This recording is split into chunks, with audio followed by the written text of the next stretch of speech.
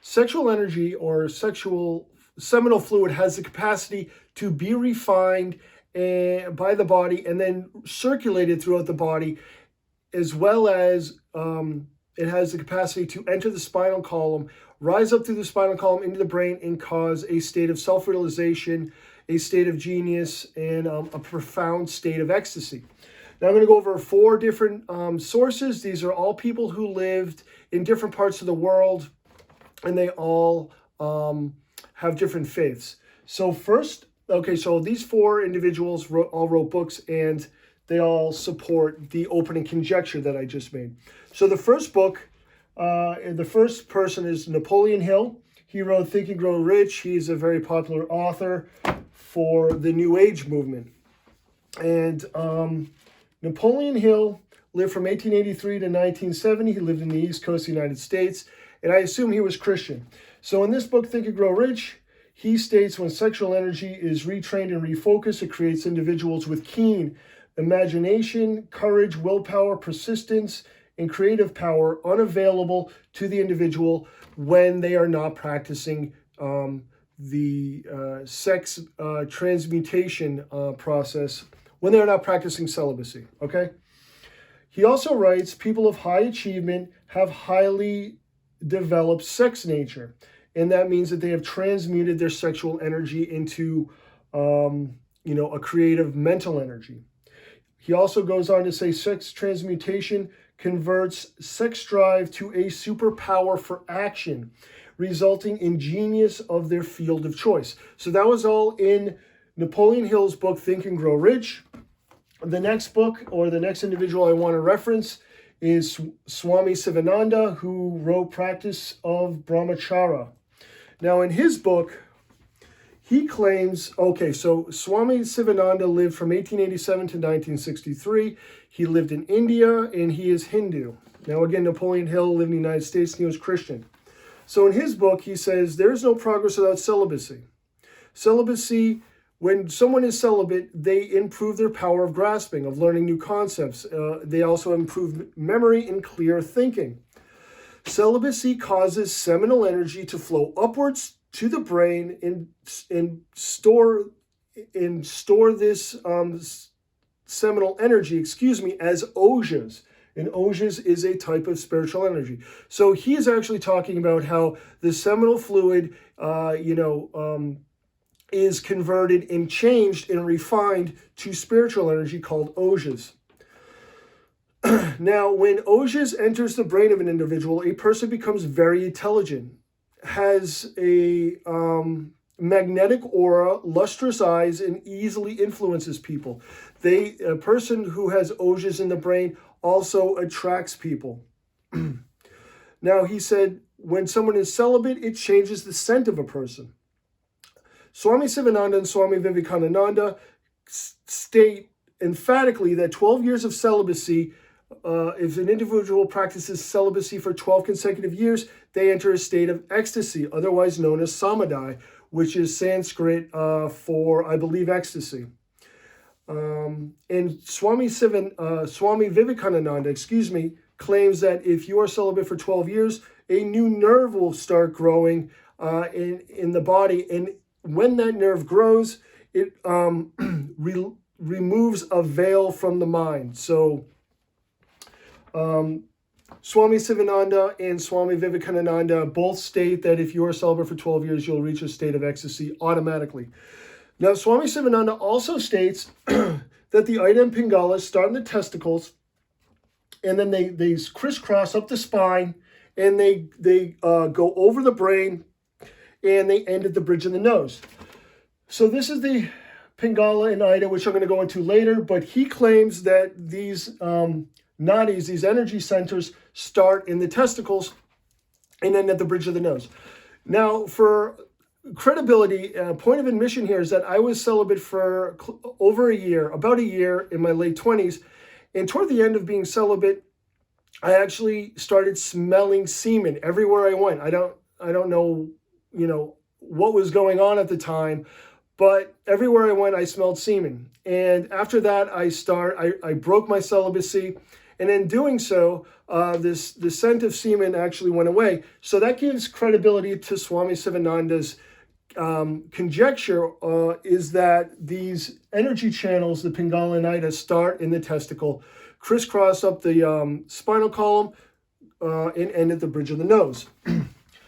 Okay, so the next person that we're going to use as a supportive reference in this initial conjecture is Ashida Kim. Now, Ashida Kim wrote the Ninja Book of Enlightenment. I got this when I was a lot younger, and honestly, what boy doesn't want to be a ninja?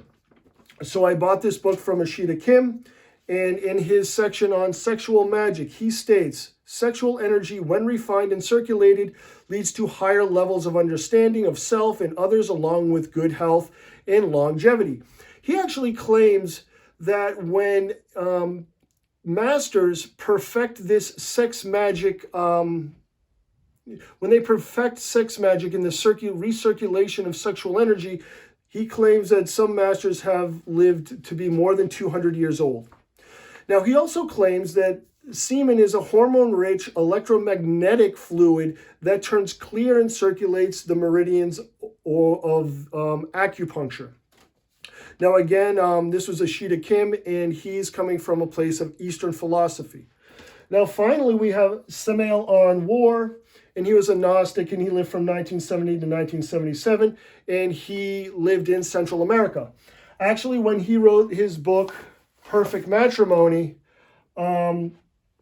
he was actually, when it was published and released, he was actually put in jail because he was put in jail in Mexico. That's where it was released and published. That's where he was living, because the content of the book was so controversial at the time.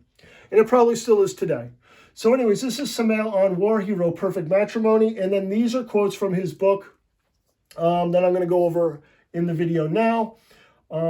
So he claims that in his book that a superhuman is born from a seed or seminal fluid, which is used to revolutionize the consciousness. So he claims that the superhuman is actually a latent condition inside us. It's not part of an evolutionary process.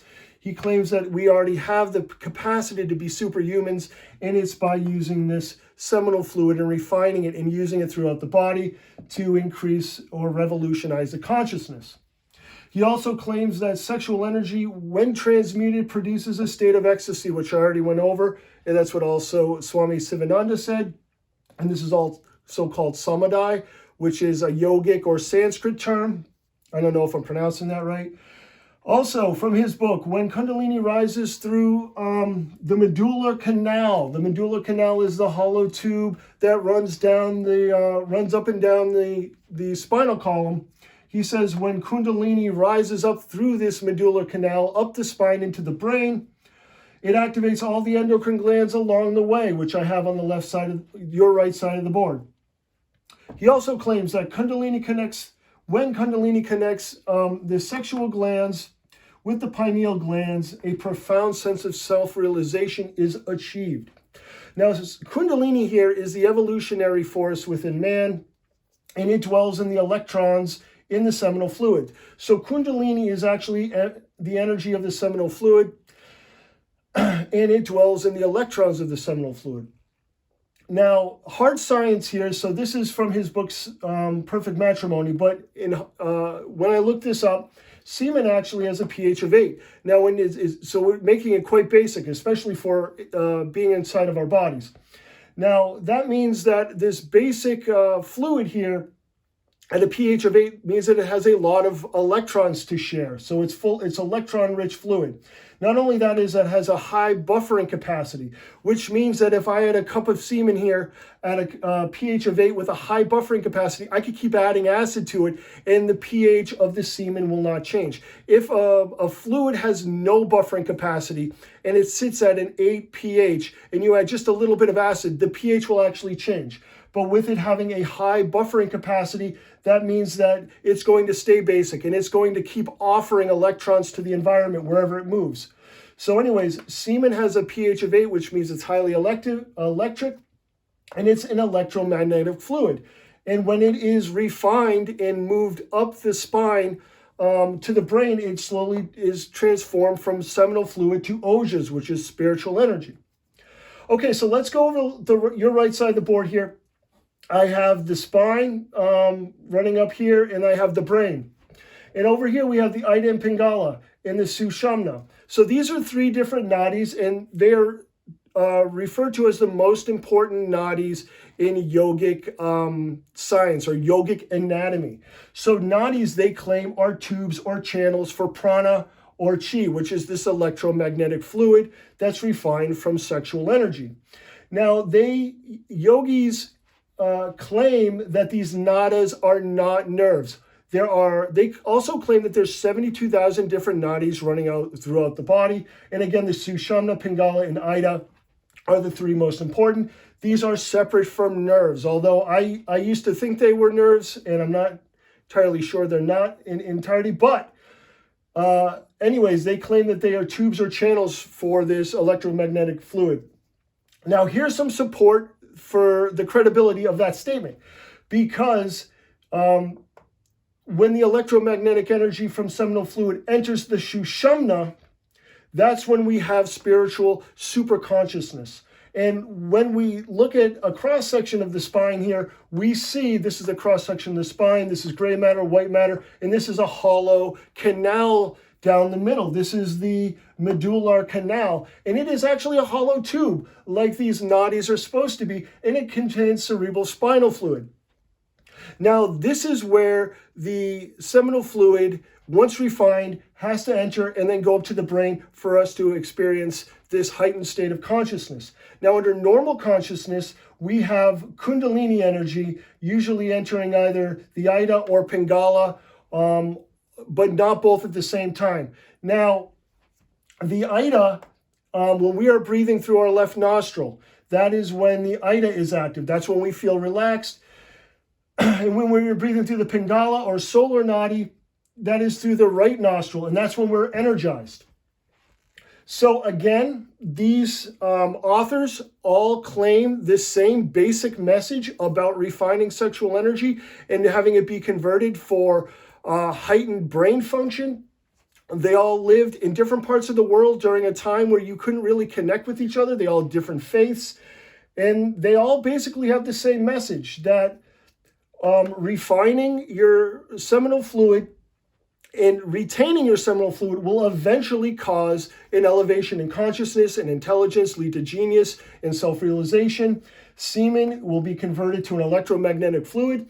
And once semen enters the Sushumna or increases the activity of the Pingala or Ida, and starts moving up the brain, this is an electromagnetic fluid. And when you have electrons moving from one point to another, it creates an electromagnetic field. So once this process starts taking course, your spine will start producing an electromagnetic field around it as this high electromagnetic seminal fluid starts rising up to the brain.